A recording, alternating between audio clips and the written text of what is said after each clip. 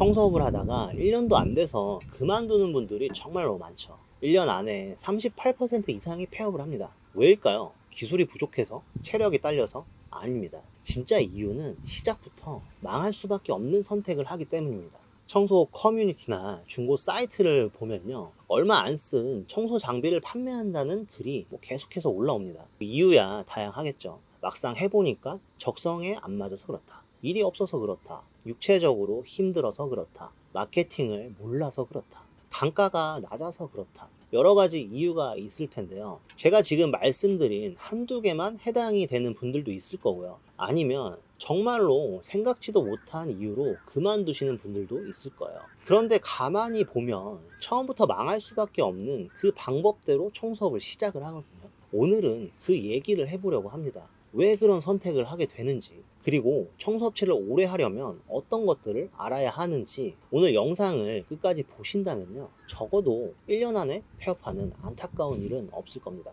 그럼 바로 시작하겠습니다. 먼저 목표가 없는 청소업은 절대 오래 가지 못합니다. 기술을 배우고 장비를 사고 홍보를 몇 번 해보고 이런 건 누구나 다 하는 겁니다. 그리고 이렇게 생각하고 시작하시는 분들이 많아요. 먹고는 살겠지, 내가 가진 것도 없고 마땅히 기술도 없지만 신체 건강한데 하면 되겠지, 상관없습니다. 그런데 한번 생각을 해볼게요. ABC라는 학생이 있는데 모든 조건이 똑같다고 가정을 해볼게요. 성적, 체력, 성별, IQ 등 모든 요소가 동일합니다. 하지만 A는 스카이 대학 진학이 목표고요, B는 인서울 대학에 가는 것이 목표고, C는 그냥 아무 대학이나 가면 된다는 게 목표입니다. 이 세 명이 똑같이 공부를 한다면 결과가 같을까요? 절대로 그렇지 않겠죠. 다만 A가 스카이가 목표라고 해서 반드시 스카이를 가는 것은 아니에요. 근데 그 정도 목표하고 공부를 했으면 망해도 인서울은 갈 수 있지 않을까요? 반대로 C가 스카이 대학에 진학할 확률은 몇 %일까요?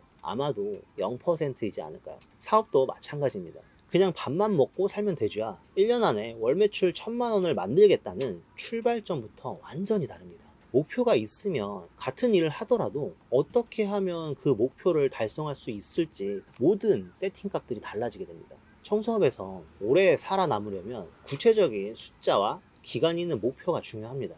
물론 경우에 따라서 버텨야 하는 구간도 나오지만 그것도 목표로 가는 어떤 여정일 때 버티고 이겨낼 수 있는 겁니다. 그래서 지금 당장 영상을 잠깐 멈추고요, 1년 후 나는 어떤 상태에 있을 것인가를 댓글에 한번 남겨주신다면 아마도 여러분은 그 방향성대로 바뀔 겁니다. 예를 들면 이렇게요. 나는 1년 후에 월 매출 1,000만 원을 달성했다. 두 번째, 청소 기술보다 고객 경험을 파는 구조를 만들어야 됩니다. 서비스업은 결국 고객이 느끼는 전체 흐름의 품질입니다. 처음 노출부터 문의, 청소 후 마무리 인사까지 모든 과정에서 이 업체를 믿을 수 있다는 느낌을 줄 수 있어야 합니다. 고객은 청소 결과 한 가지만 보고 결정하는 게 아니에요. 청소를 아무리 잘한다고 한들 불신이 가득하고 기분이 나빠진 고객은 불평불만을 할 수밖에 없습니다. 이런 경험은 모두 해보셨을 거예요. 식당에 갔는데 들어갈 때 인사도 없고 주문하는데 대답도 성의도 없고 음식은 늦게 나오고, 이런 상태에선 아무리 맛있는 음식이 나와도요, 원래 객관적으로 느낄 수 있는 그 맛보다 훨씬 안 좋게 평가가 될 겁니다.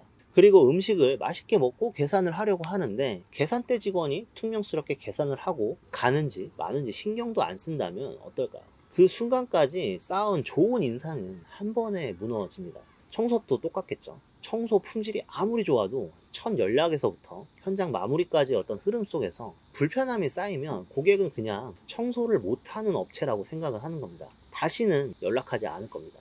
고객 경험은 단순히 친절만 의미하는 것이 아닙니다. 처음 업체를 찾았을 때 어떤 이미지가 보이는지, 문의할 때 얼마나 쉽고 자세하게 설명을 해주는지, 현장에서의 어떤 태도와 복장이 어떤지, 작업 과정에서 고객에게 신뢰를 느끼게 해주는 것들이 있는지, 마무리 과정에서 어땠는지, 이 모든 요소가 합쳐져 다시 우리를 부르거나 소개를 시켜줄 이유를 만들어줍니다. 그래서 잘 되는 업체는 청소 하나만 잘하지 않습니다. 고객이 업체를 처음 접하는 순간부터 청소가 끝난 뒤 고객 관리까지의 전 과정을 설계를 합니다. 예를 들어 예약 문자를 보낼 때 서비스 일정과 세부 내용을 명확하게 안내를 하고요. 현장에 도착했을 때 깔끔한 복장과 정리된 어떤 장비를 가지고 청소 후에는 검수하는 과정에서 청소 관리 팁이라든지 청소 방법을 안내를 해드리고 자연스러운 후기나 소개 요청을 하는 겁니다. 한번 청소를 잘하는 것은 어렵지 않습니다. 하지만 한 번의 청소 경험을 통해서 다음에도 부르고 싶은 업체, 지인들에게 자신 있게 소개해주고 싶은 업체로 만드는 것이 청소업을 오래 가게 만드는 진짜 실력입니다. 결국은 고객은 결과가 아니라 어떤 느낌을 기억을 합니다. 세 번째, 가격으로만 경쟁을 하면 반드시 한계가 옵니다. 많은 분들이 청소업을 시작할 때 싸게 해줄게요 라는 전략으로 고객을 모읍니다. 처음에는 효과가 있는 듯 보여요. 문의도 늘고 예약도 찰 수 있습니다. 하지만 문제는 그 가격이 기준이 되어버린다는 거예요. 한번 낮춘 가격을 올리면 고객은 쉽게 불만을 가집니다. 게다가 가격만 보고 오는 고객은 가격이 더 싼 곳이 나타나면 바로 떠납니다. 더 심한 건 그런 고객들이 오히려 불만이 더 많다는 겁니다. 이건 뭐 인간의 특성이기도 한데요. 처음에 낸 돈이 적어도 결과가 마음에 안 들면 역시 싸니까 이렇지라고 생각을 합니다. 그리고 신기하게도 싸게 해줄수록 진상 고객 비율이 늘어납니다. 숙박업을 하는 사장님들 얘기를 들어봐도 비슷한데요. 가격이 저렴한 숙소일수록 방을 더럽게 쓰고 요구사항이 많아진다고 합니다. 결국 방을 치우는데 더 많은 시간과 노력이 들어가고 추가 요청을 처리하는데 비용이 늘어나서 수익성이 악화가 된다는 거예요. 싸게 받아서 손님을 모으고 바쁘기는 한데 남는 게 없어지는 구조가 되는 거죠. 청소업도 마찬가지입니다. 가격만 낮춰서 고객을 모으면 결국은 품질 저하, 불만 증가, 고객 이탈이라는 악순환에 빠집니다. 오래가는 업체는 가격이 아니라 가치로 승부를 합니다. 시장을 완전히 장악할 수 있는 대기업이 아니라면요, 가격을 낮춰서 공급하는 것은 진짜 망하는 지름길입니다. 그래서 여러분이 해야 할 일은 어떻게 하면 가격을 올려서 받을 수 있을까? 이거에 대한 이유, 명분, 근거를 만들어야 됩니다. 실력은 기본이고요. 포장지도 중요하겠죠. 그리고 가치를 입증할 수 있는, 예를 들면 고객 후기 같은 입증 자료도 계속 쌓아야겠죠. 네 번째, 고객을 단발성으로만 보지 마세요. 한번 청소하고 끝나는 구조면요, 계속해서 신규 고객을 찾아야 되고요. 이건 계속 제자리 걸음을 하는 거죠. 체력과 비용도 많이 들고요. 예를 들어 입주 청소를 한 고객이 다시 입주 청소를 할 확률은 적습니다. 있어도 주기가 좀 길겠죠. 이사는 몇 년에 한 번씩 하는 일이니까요. 하지만 그 고객이 주변 지인에게 소개를 해주는 건 내일이라도 당장 가능합니다.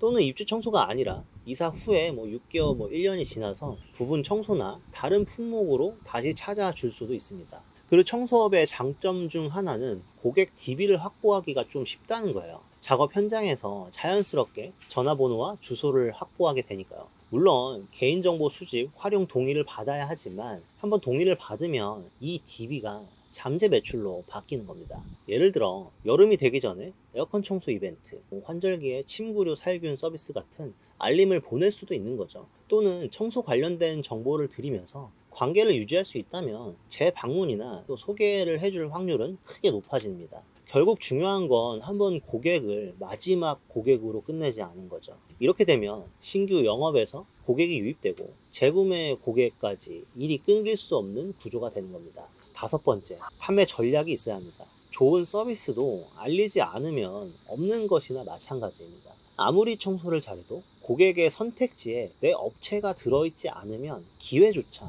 오지 않는 겁니다. 배달앱에서 치킨을 시킨다고 해볼게요. 예전에는 치킨집이 없었습니다. 그때는 가게 한방 걸려 있어도 주문이 들어왔죠. 하지만 지금은 배달앱을 켜는 순간 한 화면에 수십 개의 매장이 뜹니다. 고객은 화면에 뜨는 가게 중에서만 고르게 됩니다. 즉 목록에 없으면 맛이 아무리 좋아도 팔릴 수가 없습니다. 청소업도 똑같습니다. 고객이 업체를 찾는 주요 경로에 내 업체가 보이지 않으면요, 존재하지 않는 것과 똑같습니다. 특히 청소업처럼 지역을 기반으로 검색해서 찾아보는 고객이 많다면 네이버 블로그, 플레이스, 당근마켓을 활용하면 좋겠습니다. 물론 유튜브나 인스타, 기타 여러 플랫폼이 있고 모두 다 활용할 수 있다면 정말 좋겠지만요, 현실적으로 그렇게 모든 것을 하려다가 보면 한 가지도 제대로 하기가 어렵죠. 그래서 우선적으로 지역 기반에서 활용할 수 있는 플랫폼을 구축해 놓고 유튜브, 인스타로 넘어가는 걸 추천드립니다. 그리고 경우에 따라서는 오프라인 영업이 유효하기도 합니다. 핵심은 남들이 좋다고 하는 채널이 아니라 내 진짜 고객이 있는 곳에서 먼저 존재감을 확보하는 것이 가장 좋은 판매 전략입니다. 정리하자면 오늘 말씀드린 5가지: 명확한 목표 설정, 고객 경험 중심, 가격 경쟁의 함정 피하기, 장기 고객 관리, 판매 전략, 이 5가지를 지키면 청소업을 안정적으로 운영하실 수 있습니다. 현장에서 뛰다 보면 눈앞에 일 처리에만 몰두하기 쉽지만 방향 없이 달리면 결국 지치고 멈추게 됩니다. 오늘 내용을 한 번 더 정리를 하시고 지금 당장 무엇부터 바꿀 수 있을지 적어보세요. 그리고 여러분이 청소로 돈 벌 수 있는데 도움이 될 수 있게 고정 댓글에 링크를 남겨놨습니다. 영상이 끝나면 확인해 보시고 앞으로도 청소업으로 돈을 벌 수 있는데 도움이 되는 영상을 계속 알려드릴 테니까요. 구독과 알림 설정도 해두시면 놓치지 않으실 겁니다. 끝까지 영상 시청해 주셔서 감사합니다.